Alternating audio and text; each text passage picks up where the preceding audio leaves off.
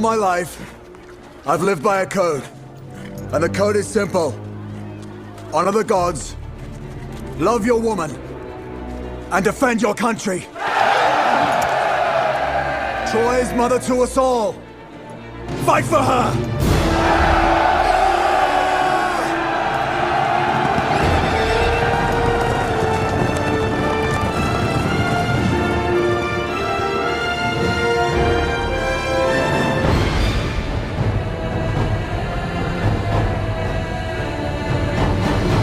Mohammedans, my brothers of the sword. I'd rather fight beside you than any army of thousands. Let no man forget how menacing we are. We are lions! Do you know what's there?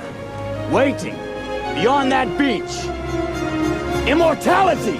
Take it! It's yours!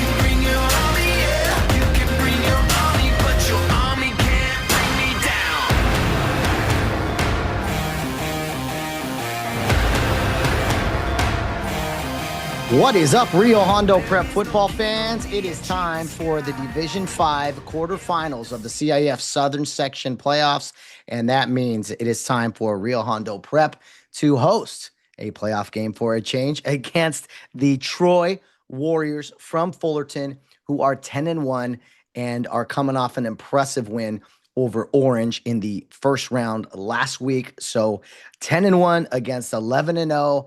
Something's got to give here on Friday night in El Monte at Arroyo High School, as the Cares will host a Division 5 quarterfinal game. Some call it the second round. We're going to go ahead and call it the quarterfinals as we strive closer and closer to that potential 17th Southern Section Championship that we are all craving here on the Charge to Keep podcast. But make no mistake about it, the Troy Warriors have plans of their own to survive and advance.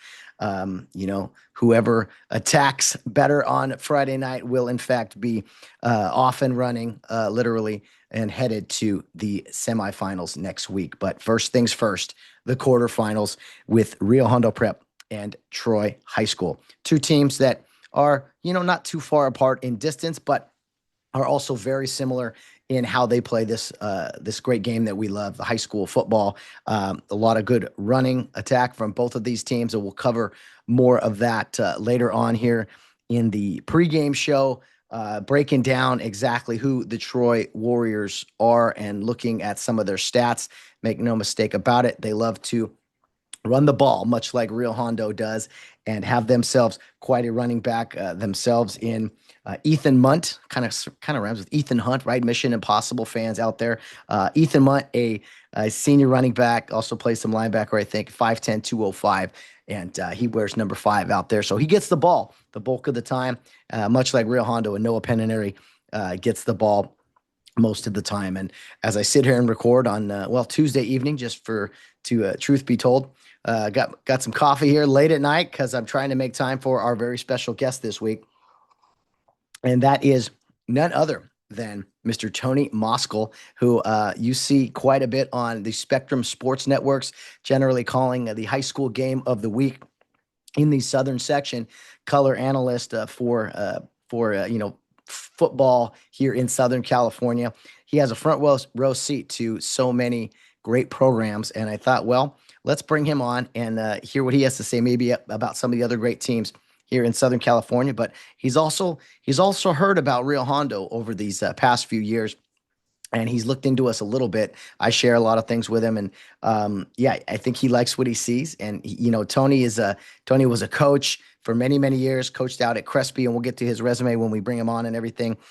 He's been in broadcasting now for quite some time.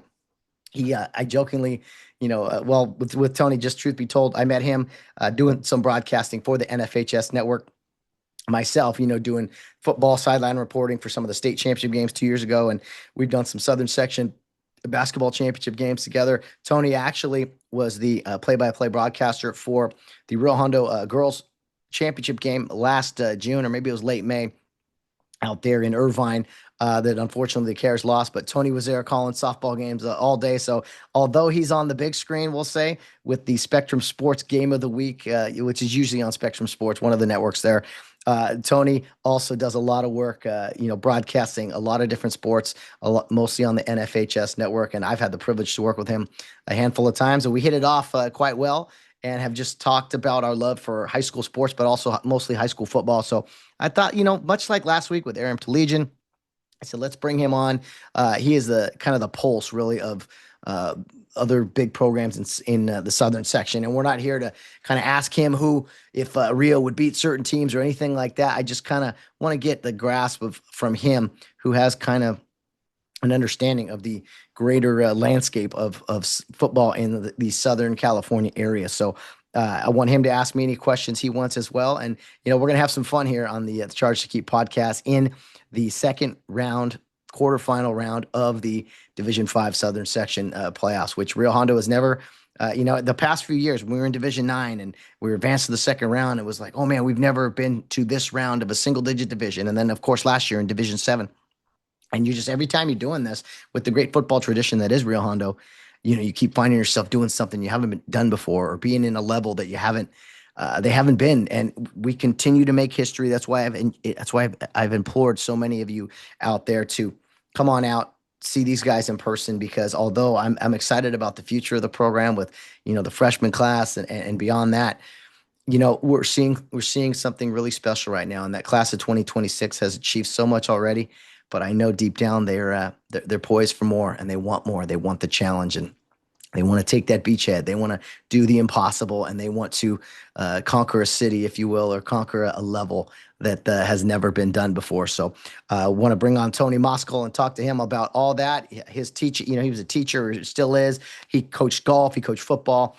He does a podcast with James Escarcega. I think it's every Tuesday, Wednesday, whenever they record, called the Under Center podcast, and we'll talk to him about that. That's where I hear a lot of his thoughts on things too. So before I get to Tony, just want to say, even though it's still technically today, happy Veterans Day to everyone out there. I know we have some parents for the Rio Hondo Prep family that are in fact veterans. So God bless you. I salute you. You'll hear this on Wednesday, November 12th, but Veterans Day, just a day that it should be bigger than it is. And I think a lot of teams out there do a lot of the right things. You see some good stuff, and like the NFL, for instance, salute to service, but we can't really do enough. And I wish it was a bigger deal every year. It's kind of, that holiday right after Halloween and in between Halloween and Thanksgiving. But if you've worn the red, white, and blue uniform, or, green, whatever your colors are, so, being in the U.S. military, I salute you. We have a lot of RHP graduates who've gone on to be veterans and have served, overseas in combat and all that. But anyone who has taken that commitment, it's something really special. My grandfather, as I said, was a veteran. My uncle, a couple uncles, veterans out there. So you can never take it for granted, the great country that we live in. I got my American flag here for those not watching on YouTube or Rumble. So I can't say thank you enough to the veterans out there, and to so many of the parents who I took notice of on social media, kind of posting some photos and things. It was like, oh wow, yeah, that makes a lot of sense that parents of our boys served. And so really great stuff there. Bill Lee, Gary Lunny. Just listing off some veterans from Rio's past: B.J. Jacobs, Navy SEAL, Maynard Bojorquez. Let's see, Sean Piper. Just trying to list off veterans off the top of my head, and then of course, Ken Drain. So many Don Mosier, who we heard on the 4th of July episode this last year. I'm forgetting someone. I'm not trying to. Jake Hogan, United States Marine. Let me see here.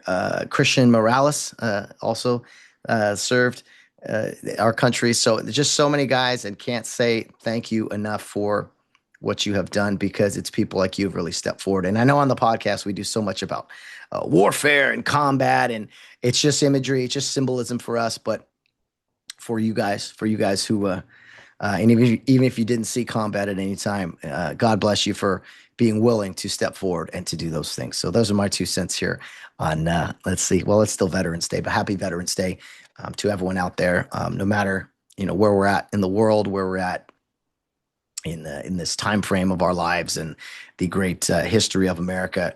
Just it couldn't be accomplished without our great veterans and all that they're doing out there. So God bless you all, and thank you. Can't say it enough. Veterans Day should be a bigger day, and we're gonna always try to do that here on the podcast. Hopefully both teams are playing extra hard for the veterans out there. I saw Troy High School on Instagram, social media. They had a nice post about veterans and kind of the American flag. I like that a lot. So much to be said. Any programs that take that step forward and say thank you. Hey, you're already up in my book in the respect meter. So yeah, we'll see. Hopefully we get a nice, good national anthem on Friday at the game, and it means something. It's always serious to us Rio fans out there, but I think with Veterans Day being this week, I think it always means a little bit more, much like the postseason and Rio Hondo Prep football, as I'm sure with Troy as well. So here we go. Let's get to Tony Moskal first, and then I'll come back at the end of the show. I'll break down Troy's record,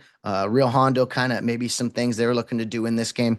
And then, of course, we'll end the game off with the explanation point, where I will go into some rules topics or just some things that maybe occurred in our game last week out in Thousand Oaks. There was a few things, and me being the former official, I have some moments I have to defend the officials, and other times where I have to politely criticize and just also educate our fans a little bit too, right? That's the whole point of it. Exclamation point. Wrap up the show with some rules knowledge. And, we heard Coach Carson on the postgame show this weekend, and, he loves our fans' passion. He just wants us to make sure we're doing the right thing, right? A charge to keep. That goes for all of us. So we're doing our best, and it's a good, fun, friendly reminder as we wrap up the show here in, not week, what would it be? Week 12, technically, going into the season at the 12th football game for Rio Hondo Prep, 12th game for both of these fine institutions. So maybe it is, let's see, week 10 plus week 0, week 12, even though it's been 13 weeks if you count, week 0 and all that. So been crazy to think about, but here we are. It's, we'll call it mid-November. It's Veterans Day, and man, it's time for the quarterfinals of the D5 playoffs. All right, here he is. You see him weekly on the Spectrum Sports Net channels. They flip it around there based on the Lakers and the Dodgers and this and that, but you've heard his voice, I'm sure, a time or two on some other podcasts, and we're going to have some fun. Tony pulls no punches. He's an intense guy. I love chatting with him. I think this is going to be a lot of fun. I think the Real faithful will really enjoy this as well. All right, here he is, Mr. Tony Moskal. All right, our very special guest this week for the quarterfinal edition of the pregame show is Mr. Tony Moskal. You see him all the time on Spectrum Sports Net, as well as the NFHS broadcast. Tony, you're a guy, man. Anytime I know it's a big game, my friend. Anytime you're on the call especially wearing a suit and tie into the microphone. How's it going, Tony? Going well, really going well. Getting down towards the end, which at the beginning of every year we look at each other and go, all right, it's August. It's going to fly by. And once again, it has flown by.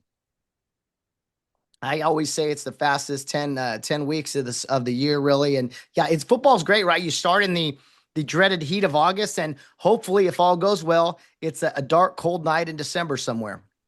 Well, no, we're still in the heat of August, and it's November. You're right. You're absolutely right. Yeah, and I know it's tough for you. I see a t-shirt, on your couch kind of guy. I don't know. You don't strike me as a guy that loves putting the suit and tie on. Kind of like I don't really love doing it either, but I do it for the games for our guys. Matt, I've been a public school teacher for 36 years. I wear shorts every day. That's I fantastic. I'm not a pants guy. I'll wear a polo, but I am more comfortable in a pair of shorts. That is fantastic. So you got the golf attire, right? I know you got some golf coaching in your past recently. Well, no, ironically, I was the only golf coach at the high school that I teach at that opened in 2004, 2005. I've been the only golf coach there for 20 years. And recently, I had a principal who just was not fond of me. Um, we never had a conversation. We never talked about coaching philosophy. We never talked about anything. And he comes to me 2 weeks left in the school year last year, says, "You're not going to be the golf coach anymore." And I said, "Well, why not? You're not building a program." Okay. Well, been the golf Wow. coach for 20 years. You'd think that after 20 years, the program has been there, it's been built. Do we have cycles where we get more kids some years than others? Yes. But we don't have a freshman football team anymore. Does that mean our football coach isn't building a program? We don't have freshman basketball. We don't have freshman base. We don't have any more freshman teams. Does that mean that those coaches aren't building programs? It was in my opinion, it was a personal thing. And at the end of the day, I respect the position, but that's where it stops. Yeah, I got you. I'm good. I'm good with it. You know, I stay after school to work on my football stuff. Then I'm home at 3:30, 4 o'clock. I spend time with my grandkids, my wife. It's all good. Sounds like you got the pretty good end of that deal, man. The bigger things than coaching out there. Now, Tony, you've coached a long time. You coached football at Crespi a while. If you could give us a brief rundown of kind of your background in coaching. Well, many years ago, I got involved in it, and I was fortunate enough to coach with Bill Riddell, and the guys on his staff, a few of which I still keep in touch with: Rich Fong, Jim Benkert, Doug Simonis, Tim Lins every now and then, and I joke with people that I was the branch of the Bill Riddell coaching tree that got more Roundup than water and fertilizer. what But was your special? What was your specialty when you coach? Which side of the ball? I don't know if I had a special. I think I was just a very below average coach. Now So, back then, it was like wide receivers, DBs, But I could say this, that I learned so much from sitting in meetings with Bill, with Jim, with Rich, with Doug, with a guy named Joel Wilker, with a guy named Frank Bean, who was one of the best defensive minds I've ever been around. But we're going back a ways. The game has changed a lot from what we were doing back then with fullbacks and the power I formation. We did five wides. Who the hell would have done that 30 years ago? well, you're speaking our language here, Rio Hondo Prep, Coach. We like Yeah. multiple backs and power football in between the tackles, and only throwing a couple of passes a game. So it sounds like I don't know. It sounds like some good stuff back then. It was interesting. We would have meetings every week, and we would go over stuff. And just looking at the football mind of Bill Riddell was my guess, like a peek behind the curtain. Mm. And Jim, and then all those guys was their knowledge, and they've kept up. Jim's record speaks for itself. Rich Fong, his record speaks for itself. Tim Lins, You know, Doug Simonis coached in Hawaii, coached at Yale, was at Occidental. Just great guys that have been at it for a long time for all the right reasons. Yeah, I've had Doug Simonis's games a couple of times. We mentioned this before, as you and I have worked some broadcast stuff together. My background was as an official for many years at high school and some college level stuff. So that's why I recognize a lot of these names and you just cross paths with people. This was all at Crespi, kind of Yeah, your time there. Okay, so just yeah, for those that don't know, just the tradition of Crespi football, Crespi Celts, I believe, right? Great yep, tradition. yeah. And they had a great year this year. Brad Von Ami is the head coach. Took over a program that was kind of struggling. It did okay last year. This year they went 10-0. Lost to a very good Roosevelt team out of the Big West Upper Division League, which has Norco, Vista Murrieta Valley, Chaparral, Centennial. So even though they didn't finish high in their league, boy, they played some tough teams. Oh yeah, and we saw Crespi. We played at SoFi Stadium a few weeks ago. The Crespi had the game after us, and I knew they were also undefeated. And we saw they were at the time kind of in our Division Five, projections. And I remember looking at them and their quarterback and just going, "Man, I hope we don't got to play those guys because they're pretty." Their quarterback Chase Kern's going to be a stud. Yeah. He is legit, and his quarterback coach is a guy named Brian Bennett, who helped lead Crespi to a CIF championship game appearance years ago, and Brian went on to play at Oregon. So Wow. Brian is well schooled, knows what he's doing, and Brad's got that program going in the right direction. Yeah, absolutely. Especially kind of, going had fallen on some tough times. So definitely headed the right direction. And kind of on that topic, Tony, whether it's Crespi, Rio Hondo, it sounds like with the tradition, guys coming back to coach at their alma mater, kind of that connection.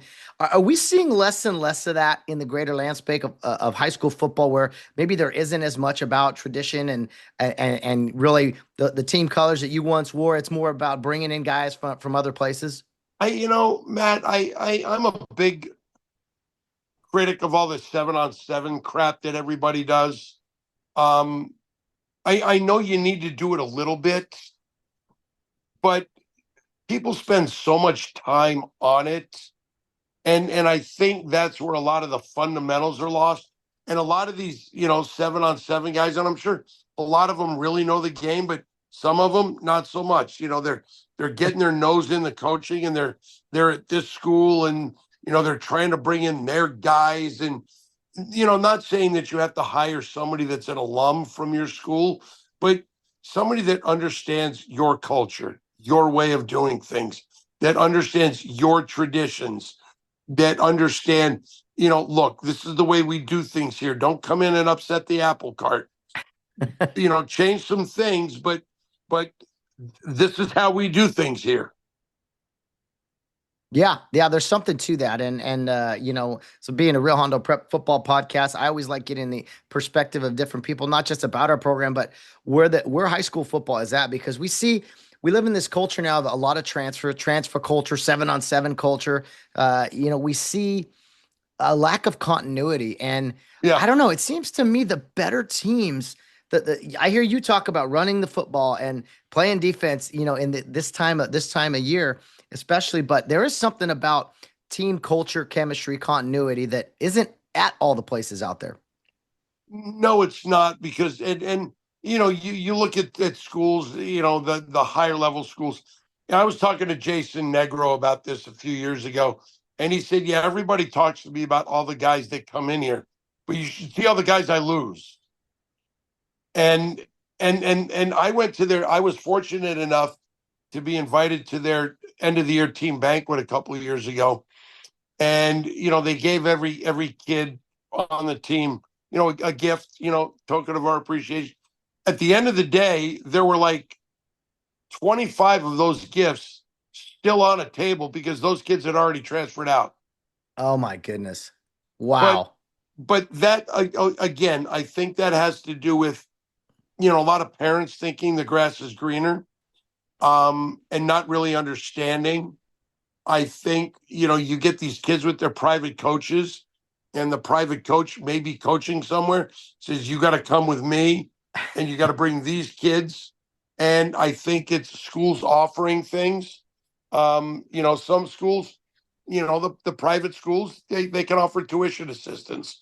And I think that when you look at the old city section football is not what it used to be, because a lot of these kids are being taken from those schools and being told, hey, and I understand it. We will take your child, play top-notch football. We're on TV every week. I have every single college coach's name in my phone, and we will get your kid exposure to get him out of the environment that you're in that may not be the safest environment. We're going to give him a great education and then an opportunity to play college football. Who could say no to that? Hey, I get it. I really, really do. And I get guys transferring. Truth be told, Rio Hondo Prep, we got guys from all over. And it's not because we go out and get guys. It's the Care Youth League program that the guys start in.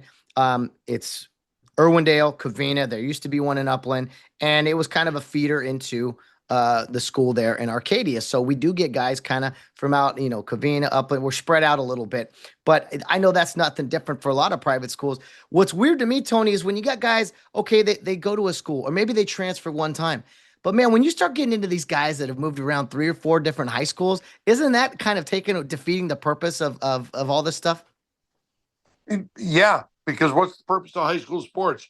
But now with NIL money, and some kids right now in high school getting paid a lot of money, why am I not going to take advantage of that? And I'm not begrudging anybody that, opportunity to make life-changing money. But at the end of the day, when you're a high school kid and you're making more money than the principal of the school, and sometimes the superintendent of the district, we got a problem. Yeah. And then you go to college and you're making that money. It's what people need to understand is that it's temporary money. Once you're done with college, okay, if you don't get drafted, now what are you going to do? Did you get a degree? Did you go to class? What do you have to fall back on? And if you do get drafted, fantastic. The average career is 3 years. So at 27, you're done. Now what are you going to do? Great. You made all that money. Half of it has gone to taxes. You bought the house. You bought the cars. You bought all this stuff. What do you got? $27.52 left? Did anybody teach you how to manage money? Did your school teach you how to manage money, how to invest, how to put it into a retirement fund, how to do any of that? Or did you just get it and spend it? It's really interesting you bring that up because I interview our players at the end of games, and I ask them what their favorite class is. I swear most of them say personal finance as a class offered at Rio. And I'm like, I didn't have that. I could have used that back in the day, but the kids all like that class too, which says something about real kids, I guess. You make outstanding points. The now mentality, and with all the money that's there, I mean, most kids think they can go play college football just if they want to, and that's just not the case. It's very competitive. I mean, even the level of guys you're seeing in some of these Division I games, and money everywhere. There's college athletes everywhere. But it's not everyone on that field, right? Sometimes it is, but I don't know. Yeah. The football dream dies for most of us at some point, and I think some kids and families don't realize that it is sooner rather than later. But what you got to understand is when you go to Alabama, Georgia, Notre Dame, Michigan, USC, every single one of those guys on that roster was a high school All-American. They were a 4 or 5-star recruit. They're all as big, as strong, and as fast as you. They were all the MVP of their team. So everything's equal. What do you do to stand out? What are you doing to make yourself known to get you on that field? And say you get drafted or say you get recruited. Guess what that coach is trying to do next year? Recruit your replacement. Replacement. Yeah. Because they want to get better. So, I know a lot of guys that have played in college, played in the NFL, and they say exactly that same thing. Yeah, and what's funny to me, what's cool, some of the best athletes to ever do it, they could be playing in the NFL currently, or they've been out of the game a long time. They all talk about high school football. Oh, high school was the best, and maybe because for those guys, they were kings on the field, with everyone. But still, that high school football experience. You and I, Tony, both guys that I don't. I'm assuming big sports fans. I hear you and James talking other sports and stuff, but I don't know. I can't speak for you, but for me, high school football, it just does it. I've umpired, professional baseball, college baseball, I officiated, but high school football was always, I don't know, there's something just different and special about it, especially here in Southern California. Because your whole student body comes out, the community comes out, everybody's there to watch. Everything shuts down on a Friday night. It's tough to go to, a golf match, a tennis match, a baseball game, a softball game, because those are during the day. Mm-hmm. But football, every Friday night, some places it shuts down. The city shuts down, and here we go. Everybody's going to the football game. Yeah, it really is cool to see that. And, Rio Hondo, I got to ask you real quick about them, but Rio Hondo kind of has, and when I explain it to other people, it's kind of like, hey, Rio Hondo, we're in LA County, but our student body, our community, our alumni presence, like it is kind of a small town vibe with, we typically outdraw the home teams that we go to. Our fans travel great. We had a few hundred even go to Texas with us this year to take on a defending state champ out there. So I guess I got to ask you right off the bat, while we were talking Rio Hondo, is what have you heard about Rio Hondo, Tony? And kind of, you haven't seen him in person, obviously, but what have you heard about this program the past few years, and kind of what impresses you about some of the things you hear? Well, look, I've said this to a lot of guys. I know you guys are a co-ed school, but there is something to be said for the faith-based community. I don't care what your faith is. Doesn't matter. It grounds kids. It gives them a foundation for something. And what you guys do with 70 boys in your school, and last year you run through the playoffs where you beat teams that come from schools with 2,000, 3,000 kids, rosters bigger than you, more cheerleaders on their sideline than you have girls in your school. What you guys do is you're well coached, you're well conditioned, and you come out and you just play hard-nosed football. And at the end of the day, you guys do it with class and respect. And James and I were talking about it on our podcast that this last week, Pasadena and Muir playing at the Rose Bowl, great venue, great rivalry. At the coin toss, kids refused to shake hands. Why? What are we teaching kids? Go out and beat the hell out of each other during the game, but respect the game before, shake hands after, during. It's fair game. Beat the hell out of each other, but let's show a little bit of class and respect. And a lot of that, I think, goes back to the coaches that allow that. If I'm a coach and I name you a captain, you're supposed to set the example. And if you go out and pull that crap, just do me a favor, take your helmet off, go sit down. You're done for the evening. Now, granted, the principal and athletic director would come up and go, their parents are really pissed. Well, then they should have brought them up better. Yeah. Yeah, I appreciate that. And that is a very important part of our program. It always has been. It's not always easy, especially, when maybe other schools aren't abiding by that stuff. But so what I think I'm constantly preaching to our fans and parents is that's why we are different. Is it's supposed to be hard sometimes, and you gotta do hard things. So on that note, again, the former official in me looks at it a little different. I feel the culture of high school sports, it's kind of trickled down.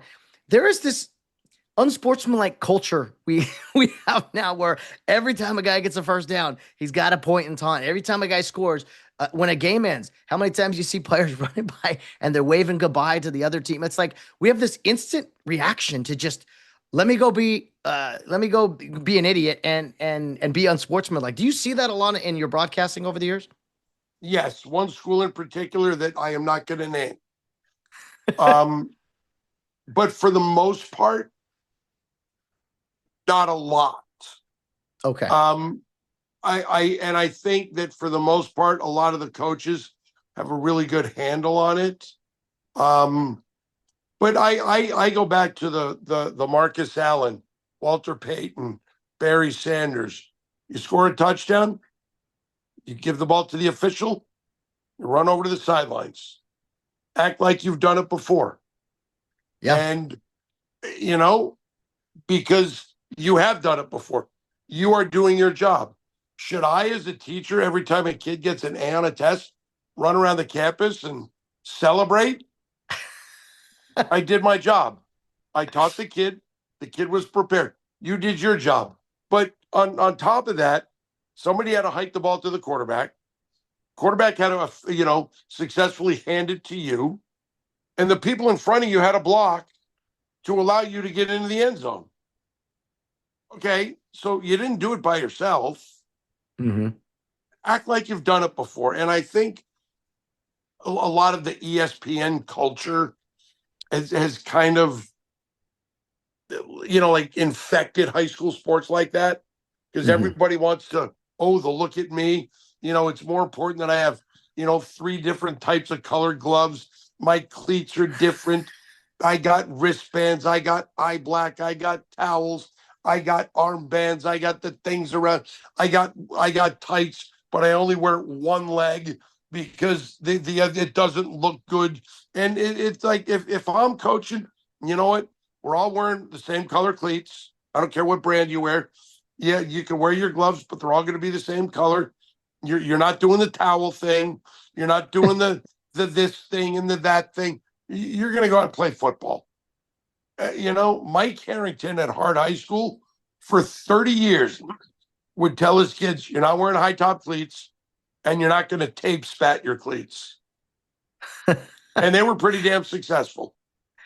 Yeah, well, there's something to be, again, about doing something together. Like, hey, all right, let's all be in this together and not draw attention to ourselves.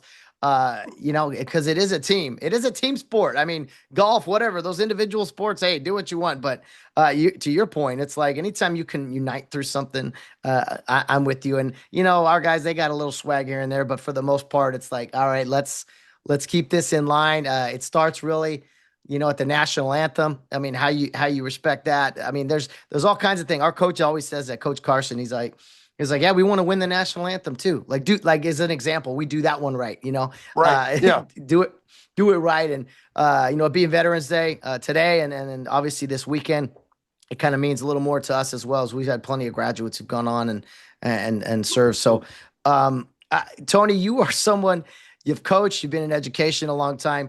How in the world did you get the bug for broadcasting? Because I joke, my friends used to joke with me, if there was a backyard wiffle ball game, I would be out there officiating and, umpiring it for $7 or whatever. You, man, you're on the big screen, but yet you're always broadcasting 4 and 5 basketball games during the playoffs and softball games. What is up with that? Matt, so I'm fortunate because I married well out of my league, outkicked my coverage, fighting out of my weight class. My wife is a stage manager, and she worked for Prime Ticket back in the day, which then became Prime Sports, Fox Sports, Bally's, FanDuel.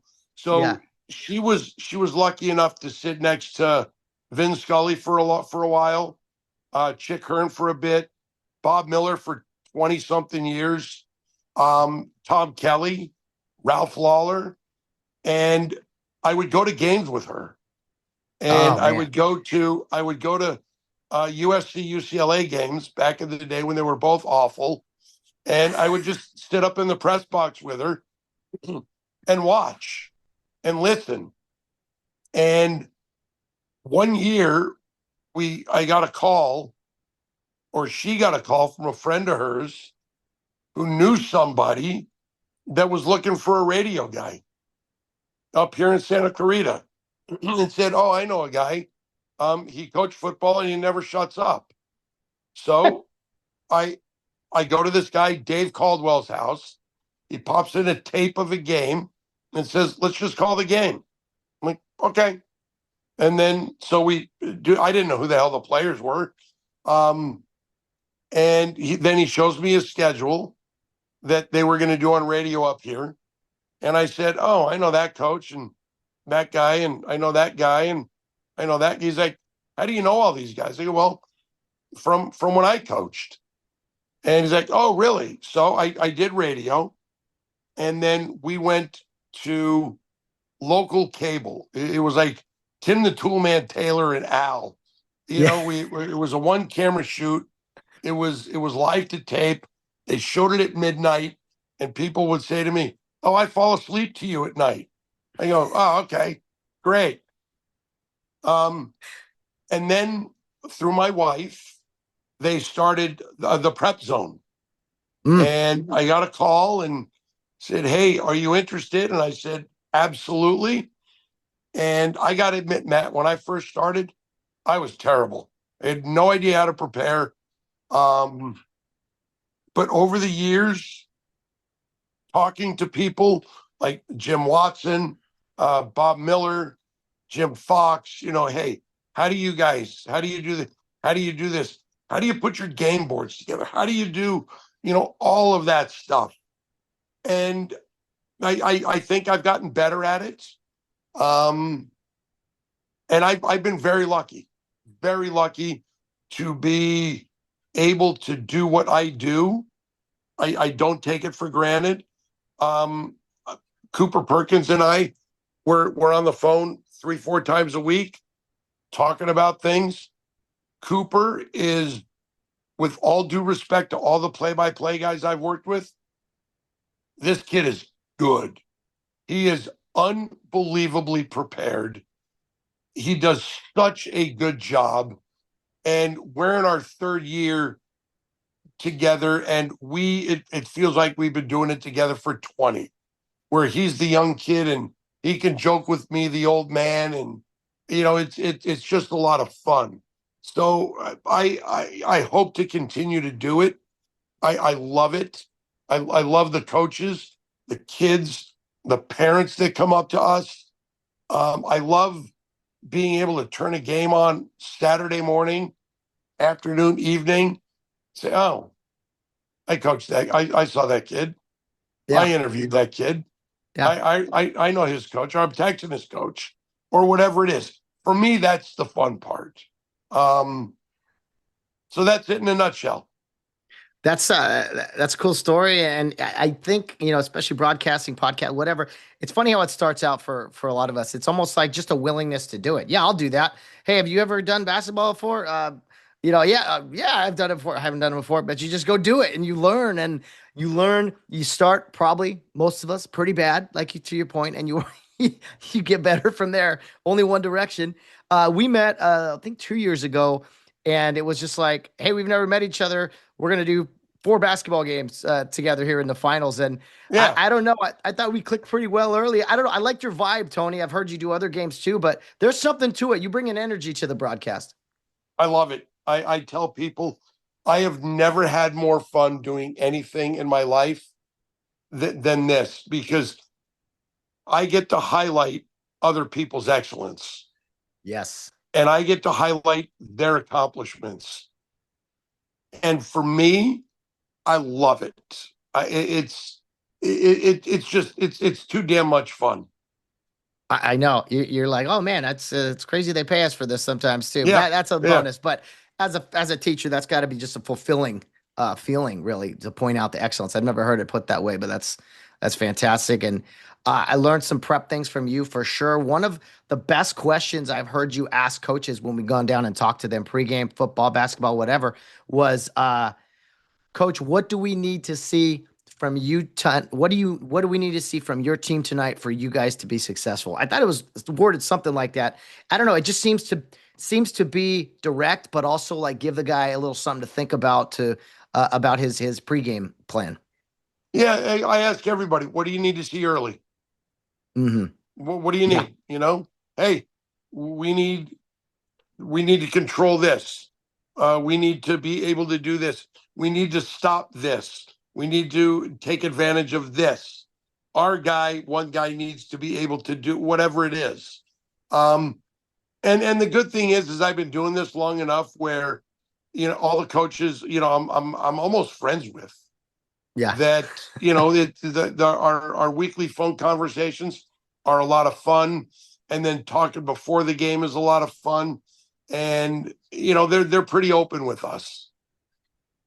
Yeah, I think that early on, maybe there's this feeling of like, oh, I can't give anything away. It's like, no, Right. no, no. We're just having a conversation. It's information to make the broadcast better, not to give anything away. So, yeah, we've done some football. I think when I was sideline guy, you were actually a broadcaster. I don't know how you did this, Tony. You did like 4 or 5 softball championship games in consecutive order, where Rio Hondo happened to be in one of those That was games. last year. That was Yeah, last last year. spring. I You were I setting up think I shop. What was did. that?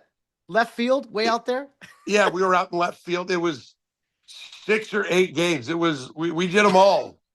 It we You're, did, you're nuts, man. That's a long couple it of was days. fun. We had a good time. We had a good Yeah. time.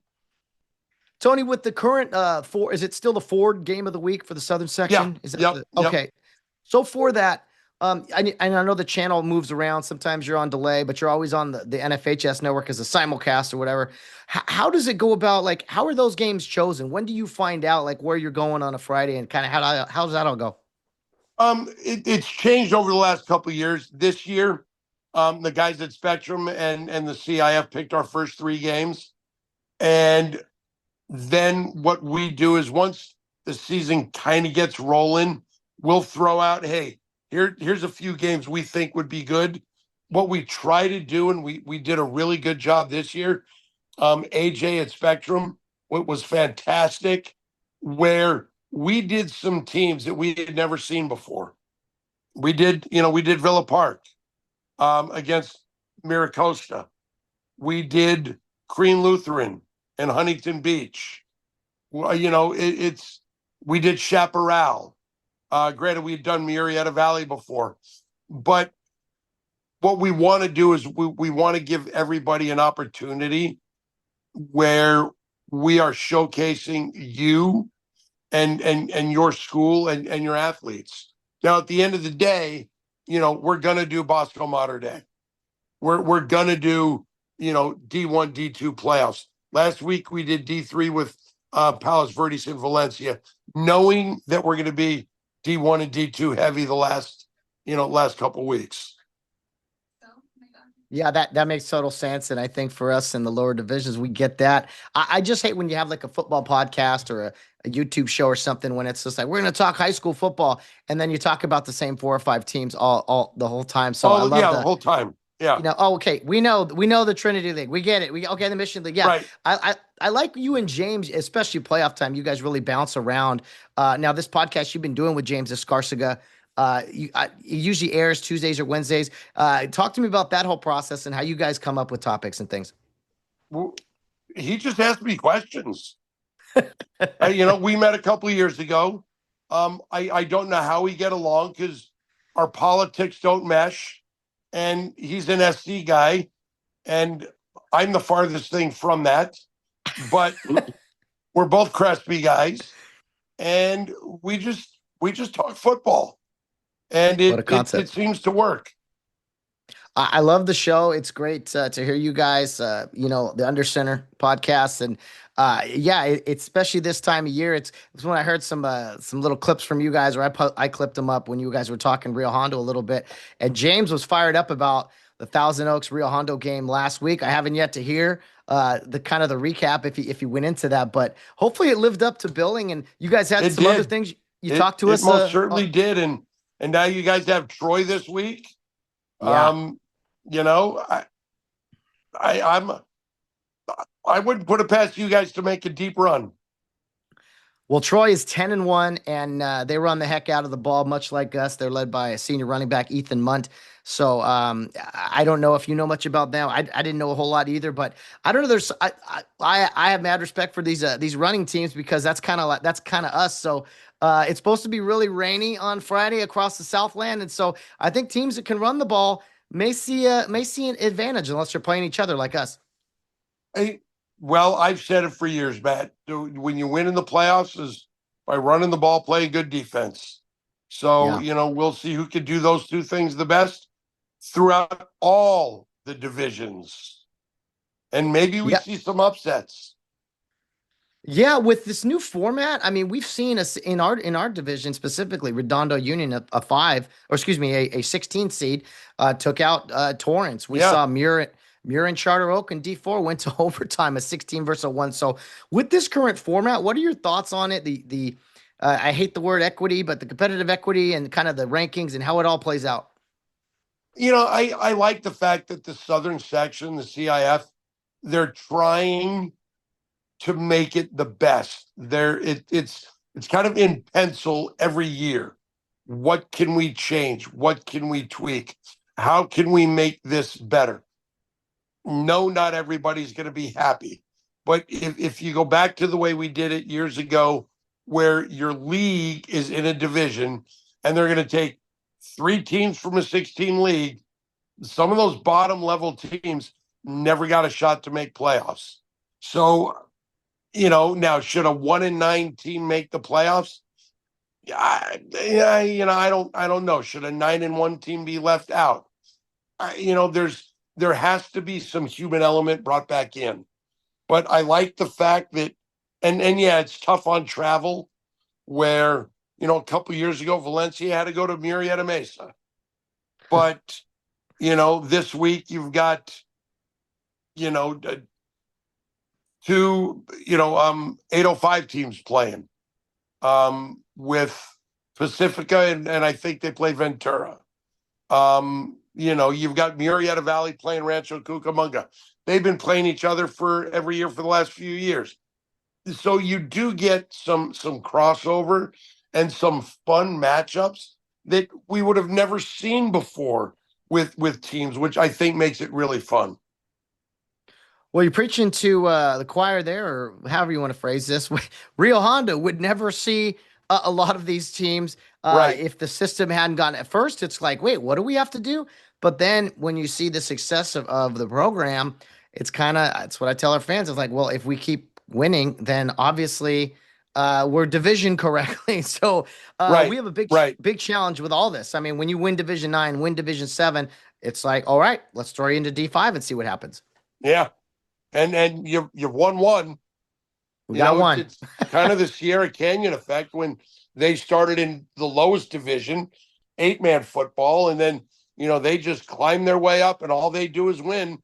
Now they're in Division 1 fighting with the big boys. They are impressive.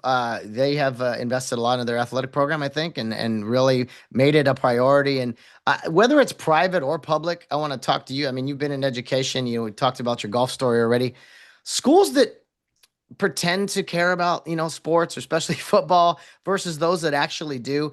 You can see right off the bat when teams are invested, not just financially, but just with the being a program and not just a football team.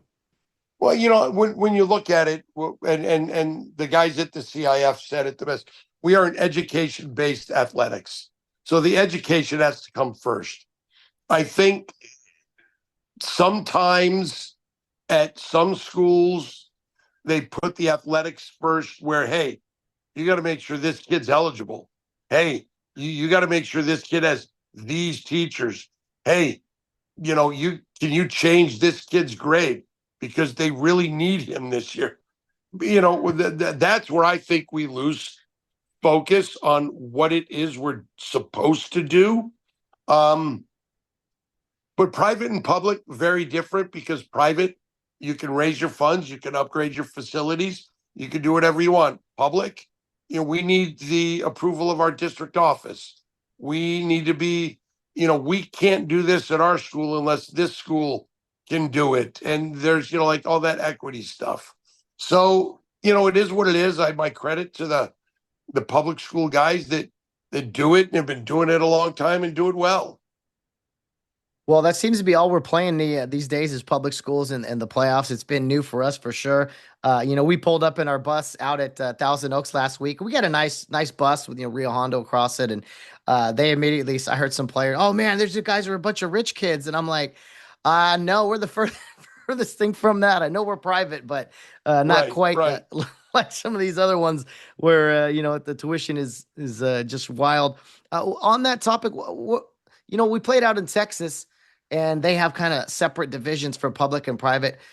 Is it a level playing field? You mentioned some of the things out there with public versus private, and you hear those arguments sometimes. But then you look at a school like Centennial and Mission Viejo. Guess what? You know what? They're doing it, and they're Yeah. very successful at it. You look at Division Two. We've got Murrieta Valley, and we had Newbury Park and them in the finals last year. So there's two public schools. There are some advantages as far as your attendance boundary, and what you could do with your tuition assistance, and where you can go get kids from. But sometimes public schools will try and skirt the rules a little bit, as we saw this year with some teams, unfortunately having to forfeit games. Yeah, it seems like the CIF is making a conscious effort to put a stop to some of the shadiness, we'll say. It seemed like Yeah. it's really impacted the area this year. You want everybody, we all sign a code of ethics. Okay. So let's abide by it. Yeah.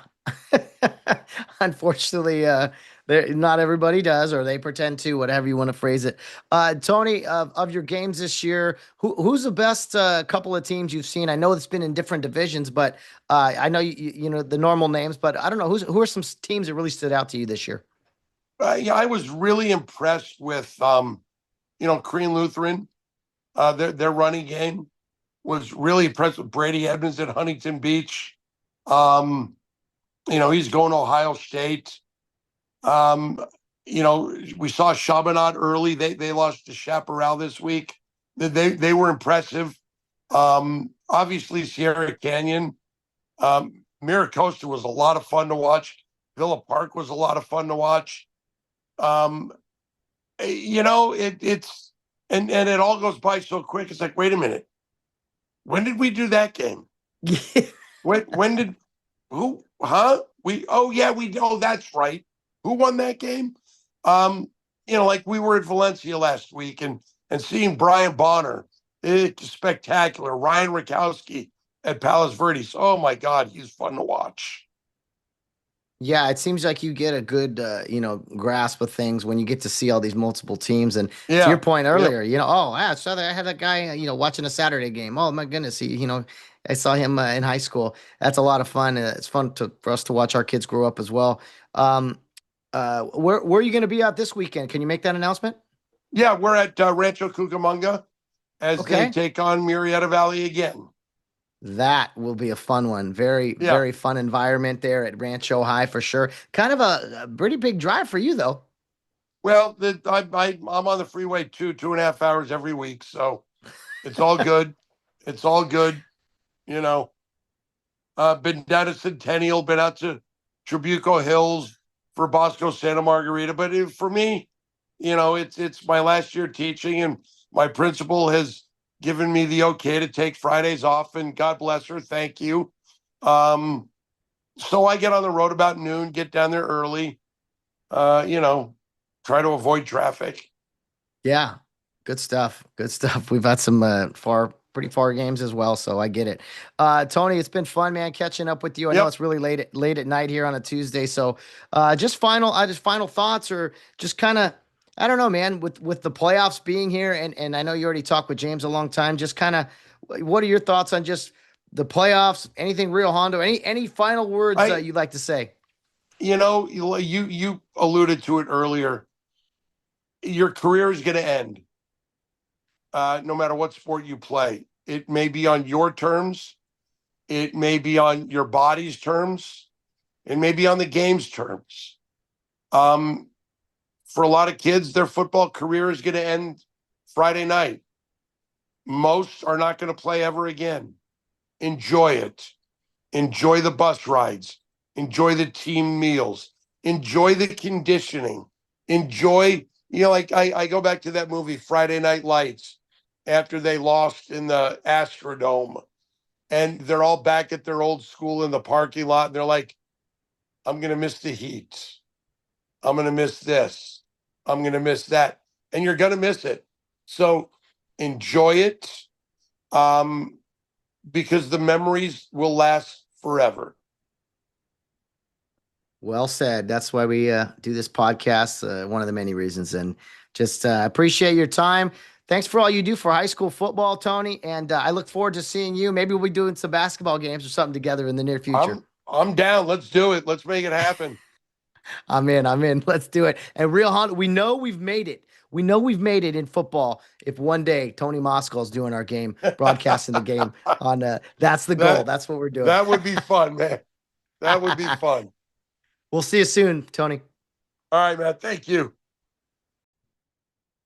The one and only Tony Moskal bringing it here on the Charge to Keep podcast. I'm telling you, the energy, the booming voice.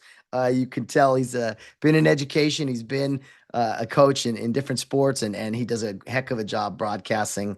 Nothing ever surprises him. He's ready for anything, and I love his opinions usually on the game and other things, and just a great guy to just chat with and hang out with before games, just hanging out and getting ready to go. It's a lot of fun. So some great insight there about high school football across Southern California, and obviously a little bit there on Rio Hondo Prep. Not a ton, of course, because Tony, it's all about what you see on social media, kind of hearing other teams and programs, and kind of some of the things I posted too that have helped kind of grow the knowledge of Rio Hondo Prep for those that may not know it or get to see it. And as I've always said to those who maybe the doubters or those people who are interested, you really got to see Rio in person to get a better understanding of it. So maybe one day, Tony, maybe one day we'll see what happens. But I know he's got bigger and better games to do so, and rightfully so. But hey, it makes you wonder, Rio Hondo, right? Makes you wonder and dream where could Rio Hondo go? We never envisioned Division 5 yet.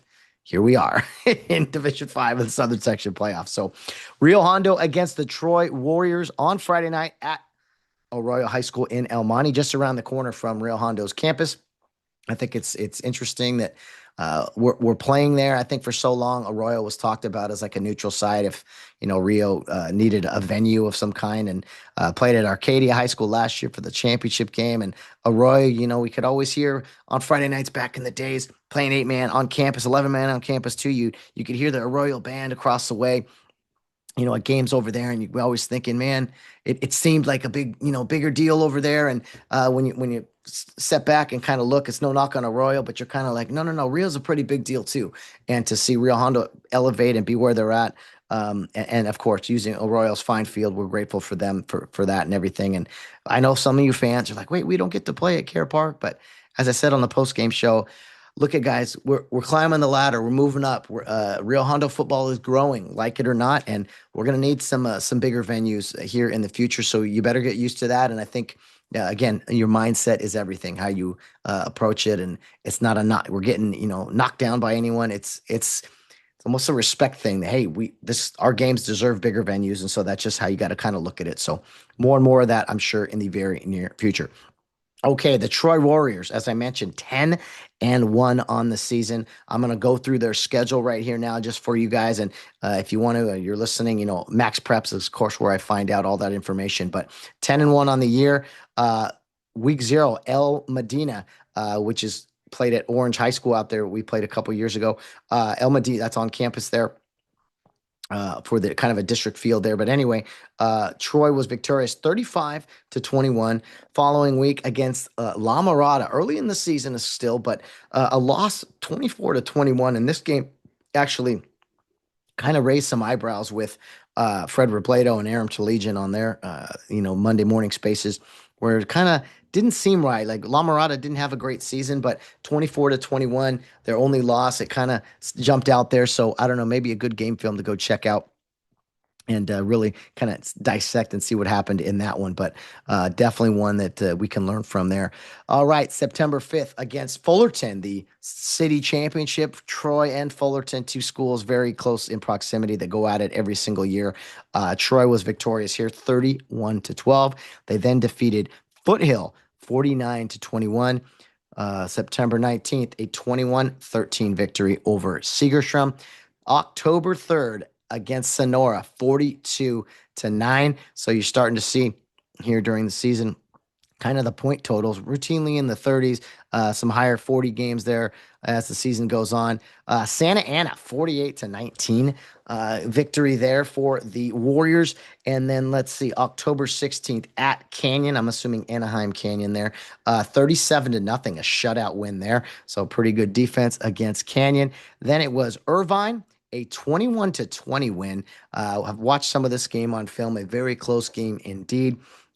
Guess definitely their closest game of the 1-point win and the 3-point loss earlier in the year to La Mirada, right around the same number, which is interesting, 24-21 and 21-20 in this game. So on Halloween, they defeated El Toro 41-24. And last week in the Division 5 playoffs, the Warriors defeated Orange High School 49-27. So we've seen the Warriors get kind of up in the 40s a couple times, but what stuck out to me a lot is the points given up throughout the season, routinely kind of right around that 20, 3-touchdown mark. If you average these things out, they probably give up about 21 a game.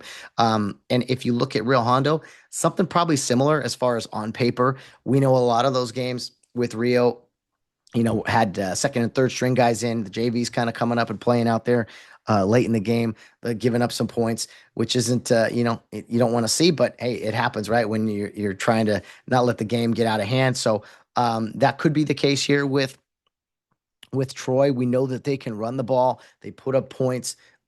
It's not to say they don't throw the ball either, or they do put up some numbers there, but it just makes me wonder as far as maybe teams overlooking each other as far as defensively. Well, I'm not so sure the Cares can overlook anyone at this point of the season. Anytime you're in the quarterfinal rounds of any division, you need to take them seriously. And I know this team is led by their senior running back, Ethan Munt, but they have some other great players as well, notably number 27, Noah Heathington. He's a senior linebacker. He leads the team in tackles and for 63 tackles, and 7 of those tackles are for a loss. He also has 2 sacks on the year. So a couple of guys that have high numbers in tackles, of course, but senior Noah Heathington definitely leads the way for them. So it just, you look at the point totals and it's kind of like, okay, are these guys susceptible to giving up some points with the Rio Hondo running game? I don't know that Troy has seen a running game this year like ours. I thought that was an advantage for us last week with Thousand Oaks, not seeing the Rio style a whole lot. And that truth be told, you know what? Rio hasn't seen a running game like Troy's in a while. They do a lot of shifts, a lot of overloads where you see, two tight ends lined up on one side, kind of with a wing back, and then they shift the guy up, and it kind of adds some confusion in the passing game a little bit too, when guys are leaking out of the backfield and things. So Rio has to obviously step up and play the run well, which they've done all season long. Really, the Rio run defense has been very solid, one of its strengths. But that's also typically when you see 3-4 wide receiver sets where it's just kind of single back and not a whole lot going on. So the Cares have seen a pretty good running game in Sure, where they kind of run a little bit of a veer. They saw a decent running game. Let's see, Santee, they typically run the ball a lot, kind of shut that guy down, who was kind of one of the California's top runners. But the Rio defense, I think, is really going to be where this game is won or lost. I have total confidence in the Rio offense. Even if it starts slow, I think eventually, give it time, right? It's gonna get on pace. Noah Peninari is gonna get his, but you're also gonna need Nathaniel Shine to step up. You're gonna need Christian Lee. I think those guys are more than willing and able to do those things, to get those carries. Maybe Tyler Dang gets some carries. Elias Har, we saw him in the passing game last week with the 26-yard touchdown catch. So the Cares, they're playing a team that also runs the ball well, so they understand the importance of limiting or stopping the run. They're going to load up the box. Yannick Diaz is going to have to be able to make a few throws like he did last week, just to keep Troy honest, keep them chasing around care wide receivers and tight ends. So we got to see some balance from Rio. I think if Rio can force Troy to throw a little bit more than they're used to, that could be a successful night for the Rio defense. And while we're on that subject, I want to talk about their junior quarterback, Mason Mays. He is a 6'2", 185-pound junior. Let's look at his numbers here. He has on the season 10 touchdown passes, only 2 interceptions. He has a long of 80 yards, so he had a 80-yard pass at some point in the season. 47 of 74 for 780 yards. So again, a team that runs the ball a bunch. You're not going to see high numbers from their quarterback, kind of like our situation. So it seems like he takes care of the ball. Only 2 interceptions on the year. And see 63.5% completion percentage, I should say. He averages 130 yards passing a game. So that's pretty good for a team that doesn't run the ball a ton. 7.8 completions a game. And I mentioned the 10 touchdowns. So they're going to throw it to keep you honest. As I mentioned, they like leaking backs out of the backfield, kind of overloading and going weak side. There's all kinds of like good formations where Rio Hondo is going to really have to be buttoned up, communicate, and be on top of this stuff, because where I think, Rio Hondo, our formations aren't too tricky. We do use a lot of motion with Troy. They do mix things up. Not necessarily motion. They will use it, but it's more about their alignment, their shifting, and kind of causing confusion there. And if you blink and you miss an assignment, man, these guys can be off and running. So you got to stay sound in obviously the running game, assignment football, and those guys who are responsible for the tight ends and the receivers, they cannot get caught sleeping, because this team can hurt you in a hurry. I like Rio's chances in this game, just with the 2 different running games or running styles. I think the Rio run defense is probably a little better. I'm looking at paper here and some film. I think the Rio run defense is a little better than the Troy run defense, but we'll see on Friday. It's supposed to be rainy, sloppy weather, rain on Thursday. Kind of, it's the field isn't going to be able to dry very much. So I think it'll even things out. It'll be a level playing field, a wet playing field, if you will. And so maybe our cuts aren't as fast. The O-line, the D-line, it's going to be a challenge. So we could see a lower scoring game, I think, from 2 teams that typically put up a lot of points. We'll see if that guy Noah Peninari is how he does in rain. I knew a Noah once upon a time who accomplished some pretty amazing things in the big rainstorm. I read that somewhere, but Noah P. If he can do as good as Noah in Genesis there, then I think the Carrots will be doing just fine. So those are just some brief random thoughts for me in this game going forward. Excited about it. Arroyo High School, 7:00. Make sure to get there early, Real fans. Let the kids and the boys see you warming up. I think there's plenty of parking there, but I haven't been there for a football game in quite some time, maybe ever, now to come to think of it. So remodeled, renovated stadium. I think plenty of seating, and should be a comfortable night for the Rio faithful. You'll definitely need some raincoats and probably some hot chocolate or so. And that's when playoff football really starts to get real, right? When you're wearing the layers and you could see your breath. Man, it's good stuff. So a big contest this Friday night between the Troy Warriors and the Rio Hondo Prep Cares. 10-1 against 11-0, Division 5. Man, it just sounds great. And I know this will be out on Wednesday, but as I record here late Tuesday night, it's only a few short days away, and it cannot get here soon enough. We're going to see 2 very good football teams competing at a very high level on Friday, and I hope you guys are ready for it, as I know I am. I'm more than ready to kick this thing off right now. All right, as we wrap up the show, let's get to our explanation point. Some officiating analysis or rules topics, anything of that nature. I want to go back to the game on Friday night out in Thousand Oaks. There was a couple of moments where weird things happened, right? I thought the officials, it was a tough game to work. It was playoff football. Thousand Oaks started to get chippy. They got out of control. I know the Real fans probably wanted more, but I thought they managed the game pretty well in that regard. Yes, there were personal fouls. There was unsportsmanlike. They ended up ejecting a player who rightfully deserved it. It was not easy. I think Rio got banged for one personal foul. There was maybe one or two that where we could have let up a little sooner, but Thousand Oaks, they were out of control. So kind of they had a target on them with just kind of their behavior. And overall, not an A plus by any means from the officials, but handled it really well in a tough situation where they're trying to keep control. And we heard Coach Carson's comments on the post game show just about fans and look at we're going to be enthusiastic, but my challenge this week is just one time where you want to yell and say something, scream at the officials just one time. That's all I'm asking. One time, let's try to bite our lips and just be like, all right, stay positive, stay positive. Anyway, we know we're going to get, frustrated with these things, but a couple of things that happened in the game. One, there was a penalty. Thousand Oaks was attempting an onside kick, right? And they kicked it, and we recovered it, and we were kind of getting ready to move along and keep the ball, run the clock out. Well, unfortunately, there was a penalty on the play that should have shut the play down. Pretty much in high school football, typically, any formation, any offside, anything like that, the play should be shut down. What's tough in that moment for the officials is the deep referee. He's the only one that could kind of see.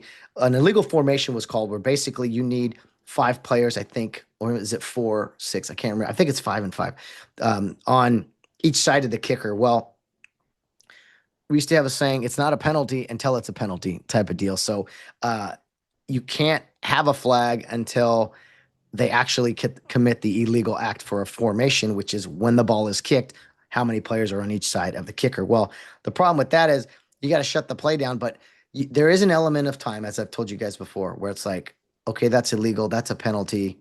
They can't do that flag. And you want to shut the play down. But one thing that you can never, ever do as officiating is shut the play down too early or blow something dead with it shouldn't have been dead, right? An inadvertent whistle type of deal. So there is an element of time. It's much like when a guy goes offside and the snap goes, right? There's an element of time of throwing your whistle, throwing your flag, finding your whistle, blowing it. Sometimes that takes a second or two, right? Well, in this case, because it was an onside kick, once the ball's kicked, the play pretty much ends. So by the time the official came in with the flag, it was like, we should have shut that down. The play happened so fast as a result of it. So that's why Rio, in the moment, you wanted Rio to just keep the ball. Oh, we'll take the ball here or 5 extra yards. But by rule, the play should have been shut down, a dead ball foul. And the play nothing should have happened as a result. So what you have to, now I know fans are frustrated by that, but here's the other way you got to look at it. Let's say they kicked that onside kick and Thousand Oaks had recovered. And then the officials coming in with a late flag, you could say it was late, a late whistle, whatever.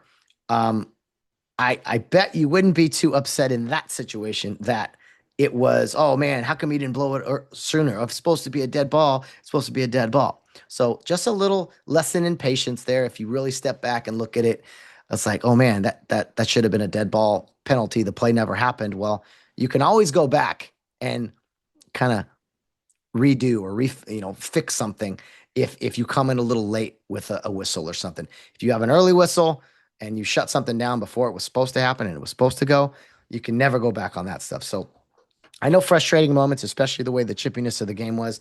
But again, I applaud the Real fans for staying enthusiastic, but also trying to understand tough moments like that. Another play that happened was Colodro Chico had his helmet ripped off.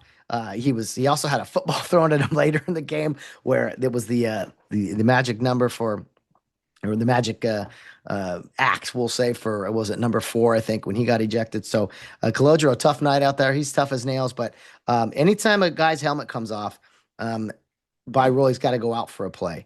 And the reasoning for that is safety, right? It's like, hey, how come your helmet's coming off? Is something not in there properly? The theory is go out there, make sure your helmet's secure before you come back in. The exception would be, in Colodro's case, he had his helmet ripped off. If your helmet comes off as a result of a foul, then you get to stay in the game, and they'll give you a second to kind of fix things. So that was kind of something interesting there. But yeah, typically the philosophy for why you have to go out with your helmet coming off is just that. It's kind of like, well, your helmet shouldn't be coming off. Let's make sure it's totally secure. And also, if you do have your helmet ripped off, you're still in the middle of a violent action out there and you could get hurt. So it's just a precautionary thing, and not something they do, I think, in the NFL, but in high school and college for now, that is still the act. And another just kind of note on that, when your helmet does come off in high school football, you're not allowed to participate anymore. No one can hit you, but you can't go chase anyone, block anyone. You can't do anything either.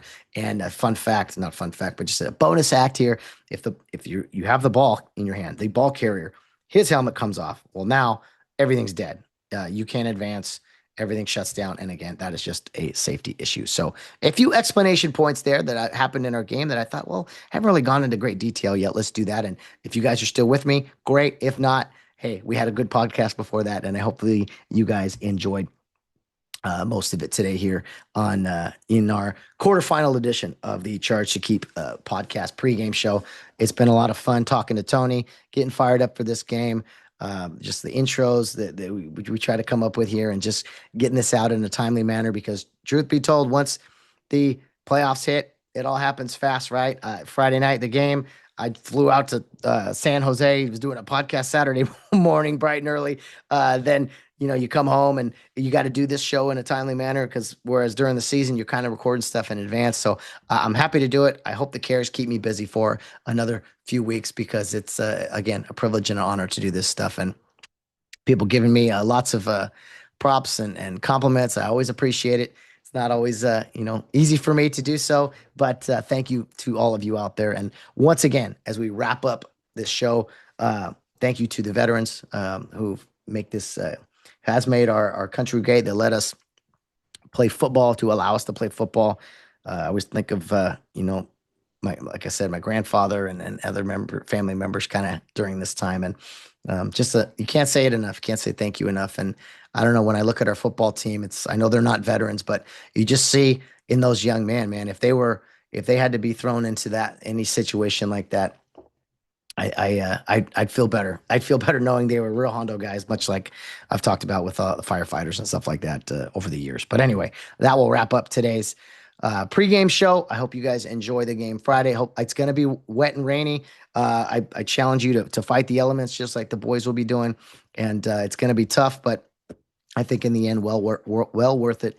And for those watching on the NFHS network, bear with us. We're going to put our best foot forward there. I know Mr. Bray's working hard, and always fun to go back and rewatch the games when I get done with it at night. So hopefully we're watching the game with a fun recap, and we'll see what happens. But I trust our guys. Like Yannick Diaz said last week, I like our guys. When it comes down to a tough situation, I like our guys, and I think this week is no different in that regard. So we'll see you on Friday, Arroyo High School, 7:00. Be there early. Let the Cares know that you are behind them every step of the way as we go through the various rounds of the playoffs. It's win or go home. Survive in advance. Who will take the beachhead? Who will fight it out there in the Lake Arroyo, as it'll be raining pretty hard, I'm sure, at some point. And yeah, it's gonna be a tough one. It's gonna be a war. I don't like going too deep into that stuff, because real war is something totally different. But again, for all intents and purposes, those are the analogies we're kind of going with here in football. It's a great thing, the gridiron, the combat, all that stuff. All right, we'll see you Friday night. Gonna be a fun one.